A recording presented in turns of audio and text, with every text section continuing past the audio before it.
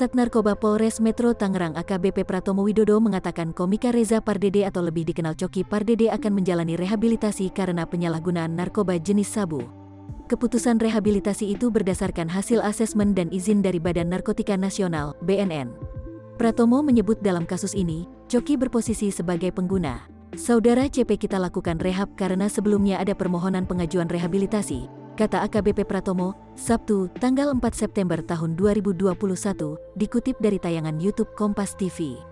Kita ketahui di perkara ini, si Coki adalah pengguna, bisa dikatakan korban, imbuh dia.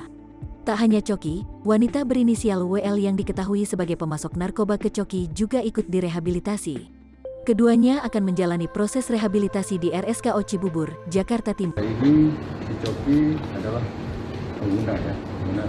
Bisa dikatakan kita korban ya, korban dari narkoba itu sendiri. Jadi permohonan ini kita terima. Kemudian selanjutnya saudara Coki akan dilakukan rehabilitasi. Untuk di mana lokasinya? Lokasinya di RSKO ya, di daerah Cibubur. Dari 3 itu hanya Coki aja atau gimana?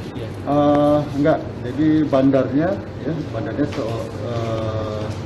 saudara RA ya, kita tahan ya, dan proses penyidikan di pusat narkoba. Kemudian saudara CP dan saudara W kita lakukan rehab. Dari rehab itu atau emang sudah ada asesmen sendiri? Iya, jadi ada permohonan ini, kemudian kita lakukan asesmen terhadap saudara CP dan W.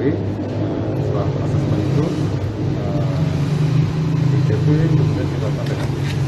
Tadi sore ya kita lakukan